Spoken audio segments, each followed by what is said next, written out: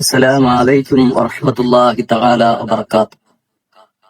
بسم الله والحمد لله والصلاة والسلام على أشرف رسل الله وعلى آله وأصحابه الفائزين برضا الله. أما بعد. സഹോദരങ്ങളെ, സുഹൃത്തുക്കളെ, ദുആഇന് ഫലം ലഭിക്കാൻ ദിക്റും സ്വലാത്തും ചൊല്ലാറും. ദിക്ർ ചൊല്ലിയിട്ട് ദുആ ചെയ്താൽ ദുആക്ക് ഉത്തരമുണ്ട് എന്ന് നമുക്കറിയാം. ദിക്റുകളിൽ വെച്ച് ഏറ്റവും മഹത്വമുള്ള ദിക്ർ ഖുർആനാണ്. ഖുർആൻ ഓതി ദുആ ചെയ്താൽ ഉത്തരം കിട്ടും. അതുകൊണ്ടാണ് ഒരു ഫാത്തിഹ എങ്കിലും ഓതിയിട്ട് ദുആ ചെയ്യുമ്പോൾ ദുആ നടത്താറുള്ളത്. അത് കാരണം അങ്ങനെയാണ്. നിസ്കാരത്തിന്റെ ശേഷം നമ്മൾ ദുആക്ക് ഉത്തരം കിട്ടുന്ന സമയമാണെന്ന ഹദീസ് കേട്ടിട്ടുണ്ട്. നിസ്കാരം മുഴുക്കയും ഖുർആനോത്തും ദിക്റും തുടങ്ങിയ ഇബാദത്തുകളാണ് മൊത്തത്തിലൊരു ഇബാദത്തിന്റെ ശേഷമുള്ള ദുആയും വലിയ ഉത്തരവുണ്ട്. അതുകൊണ്ട് നമ്മൾ ദിക്ർ ചൊല്ലി ദുആ ചെയ്യുന്നു. ഇനി സ്വലാത്തിന്റെ കാര്യം, സ്വലാത്ത് ചൊല്ലിയാൽ തന്നെ ആഗ്രഹങ്ങൾ നിറവേറുമെന്നാണ് നബി സല്ലല്ലാഹു അലൈഹി വസല്ലം തങ്ങൾ പറഞ്ഞത്. സ്വലാത്ത് ചൊല്ലി ഒന്ന് കണ്ണടച്ച് ദുആ ചെയ്താൽ എന്തായിരിക്കും അപ്പോൾ ഫലം? കൂടുതൽ ഇഷ്ടമാണ് അള്ളാഹുവിനോട്, അള്ളാഹുവിന് നമ്മോട് ഒക്കെ തോന്നുന്നു. ആ നിലയിൽ സ്വലാത്തിന്റെ ശേഷമുള്ള ദുആന് വലിയ പ്രത്യേകതയുണ്ട്. എന്തെങ്കിലും ആഗ്രഹങ്ങൾ നിറവേറാൻ പെട്ടെന്ന് ഒരു പിടുത്തം, ഒരു വിഷമം വന്ന് നമ്മുടെ ശരീരത്തിൽ, നമ്മുടെ ജീവിതത്തിൽ ബാധിച്ചാൽ, നമ്മുടെ ജോലിയിൽ ബാധിച്ചാൽ എന്ത് ചെയ്യണമെന്നറിയാതെ പരിസര ബോധം നഷ്ടപ്പെടുന്ന ഒരു സാഹചര്യങ്ങൾ ഉണ്ടാകാറുണ്ട്. നമുക്കെല്ലാം അനുഭവമാണ്. തിന്നതോ എണീറ്റതോ ഉറങ്ങിയതോ അറിയില്ല, ഉറക്കമോ ഉണ്ടാവത്തുമില്ല. അങ്ങനെയുള്ള അവസ്ഥകളിൽ ഒരു 1111 സ്വലാത്തോ ഒരു 10,111 സ്വലാത്തോ ഒക്കെ നേർച്ചയാക്കി ചൊല്ലിയാൽ അള്ളാഹു അതിനെ മഞ്ഞുപോലെ ഒരുക്കി തരാറുണ്ട്. ഇത് സ്വലാത്ത് ചൊല്ലിയിട്ടുള്ള ദുആഇന്റെ പ്രത്യേകതയാണ്. എന്നാൽ ദിക്റും സ്വലാത്തും രണ്ടും ഒന്നിച്ച് ചൊല്ലിയിട്ടുള്ള ഒരു ദുആ നടത്തിയാലോ പിന്നെ അതിന്റെ ഫലം പറയേണ്ടതില്ലല്ലോ. അങ്ങനെയുള്ള ഒരു ദിക്റാണ് നമുക്കിപ്പോ പരിചയപ്പെടാനുള്ളത്. ആദ്യം ദിക്ർ, അള്ളാഹുവിനെ പുകഴ്ത്തുന്ന കുറെ വാചകങ്ങൾ. അതിനുശേഷം നബി സല്ലല്ലാഹു അലൈഹി വസല്ലം തങ്ങളുടെ പേരിൽ ഒരു സലാത്ത്, അവിടുത്തെ കുടുംബത്തിന്റെ പേരിലും ഒരു ഷോർട്ടായ ചെറിയൊരു സലാത്തും കൂടെ ചൊല്ലുന്നുണ്ട്. എന്നിട്ട് അള്ളാഹുവിനോട് പറയുന്നു, റബ്ബേ, എന്റെ ഇന്നാലിന്ന ആഗ്രഹം നീ പൂർത്തീകരിച്ചു തരണേ, ഇന്നാലിന്ന വിഷമം എന്നിൽ നിന്നും ജോലിയിൽ നിന്നും അകറ്റി തരണേ, എന്റെ ഈ പ്രശ്നത്തിന് എത്രയും പെട്ടെന്ന് നീ നല്ലൊരു റിസൾട്ട്, പരിഹാരം തരണേ ആവൂ, എന്നോട് എതിർക്കുന്ന ആളുകളെ മനസ്സ് അലിയിപ്പിക്കണേ അല്ലാഹ്, എന്റെ കടം ചോദിക്കാൻ വീട്ടിലേക്ക് കയറി വരാൻ തയ്യാറായിരിക്കുന്നവരെ നീ തടയണേ അല്ലാഹ്, ശത്രുവിനെ എന്നിൽ നിന്ന് എന്തെങ്കിലും ഒരു പ്രശ്നം അവനിൽ ഉണ്ടാക്കി ആ കാര്യത്തിൽ അവൻ മുഴുകി എന്നിൽ നിന്ന് അവനെ തിരിച്ചു തരണേ അല്ലാഹ്. ഇങ്ങനെയുള്ള ദുആകൾ നമ്മുടെ ഭാഷയിൽ ദുആ ചെയ്യാം. മലയാളത്തിൽ തന്നെ ദുആ ചെയ്യാം. മലയാളമോ നമുക്കറിയാവുന്ന ഏതെങ്കിലും ഭാഷയിൽ നമുക്ക് അവിടെ ദുആ വച്ചു പിടിപ്പിക്കാം. അത് ലാസ്റ്റാണ് ദുആ ചെയ്യേണ്ടത്. ഇങ്ങനെ 3 പ്രാവശ്യം സുബ്ഹിന്റെ ശേഷം ഒരാൾ ചൊല്ലിയാൽ അവന്റെ ദുആ ഉത്തരം കിട്ടുമെന്നാണ്. ആ ദിക്റും ദുആവും പെട്ടെന്ന് നാം പറയുന്നു. സുബ്ഹി നിസ്കാരം കഴിഞ്ഞ് സാധാരണ പോലെ ദിക്റെല്ലാം ചൊല്ലി ദുആ എല്ലാം ചെയ്ത്, സാധാരണ നിസ്കാരത്തിന് ശേഷമുള്ള ദുആകളൊക്കെ കഴിഞ്ഞതിന് ശേഷമാണ് ഇത് ചെയ്യേണ്ടത്. ഖുർആൻ ഓതി കഴിഞ്ഞിട്ടോ അതിനുശേഷവും ആകാം. അപ്പൊ സുബഹി നിസ്കാരത്തിന്റെ ശേഷമുള്ള ആ ഒരു മുഹൂർത്തത്തിലാണ് ചൊല്ലേണ്ടത് ഏറ്റവും നല്ലത്. അത് കഴിഞ്ഞില്ലെങ്കിൽ മറ്റേതെങ്കിലും നിസ്കാരത്തിന് ശേഷവും ചൊല്ലാം. കഴിയുമെങ്കിൽ എല്ലാ നിസ്കാരത്തിന്റെ ശേഷവും ചെല്ലാൻ തയ്യാറായാൽ അത് നിങ്ങൾക്ക് ഗുണം. ഇതിൽ പ്രത്യേകം പറയുന്നത് സുബഹിക്ക് ശേഷം എന്ന് മാത്രമാണ്. അപ്പോൾ ഈ ദുആ നമുക്ക് പരിചയപ്പെടൽ ഒരു ആവശ്യമായിരിക്കുകയാണ്.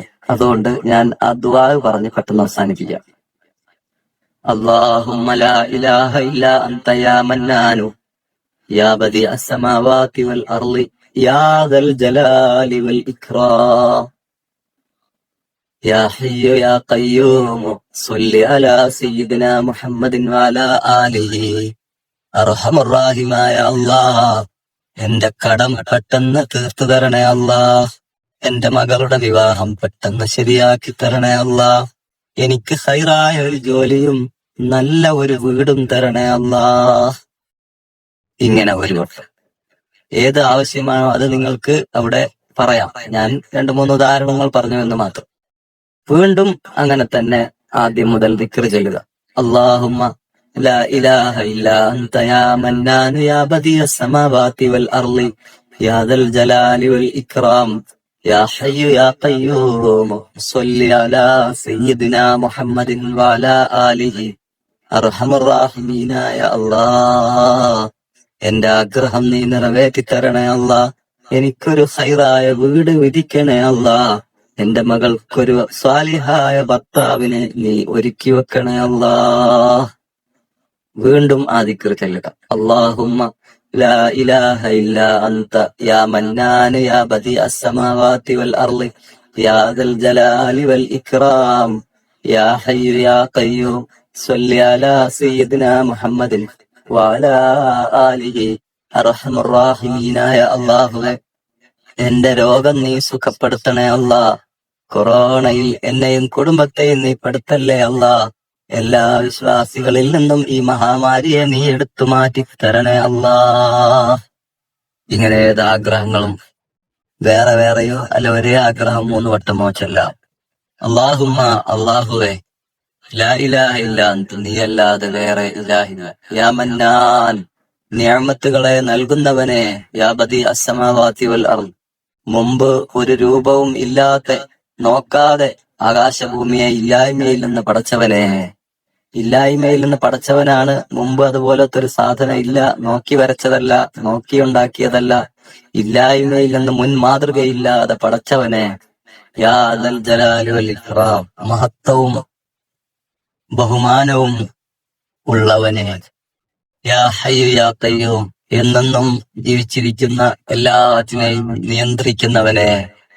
സ്വല്ലി അലാ സയ്യിദിനാ മുഹമ്മദ്, എന്റെ നേതാവായ മുഹമ്മദ് നബി സല്ലല്ലാഹു അലൈഹി വസല്ലം തങ്ങൾക്ക് നീ കരുണ ചെയ്യണമേ അല്ലാ. വഅലാ ആലിഹി, അവിടുത്തെ കുടുംബത്തിനും നീ കരുണ ചെയ്യണമേ അല്ലാ. സ്വലാത്തിന്റെ അർത്ഥമാണ് കരുണ ചെയ്യണേ എന്നുള്ളത്. അള്ളാഹുവേ, എന്റെ ആഗ്രഹങ്ങൾ നിറവേറ്റണേ അല്ലാ. ഇവിടെ നമ്മുടെ ആഗ്രഹങ്ങൾ വെച്ച് പഠിപ്പിക്കുക.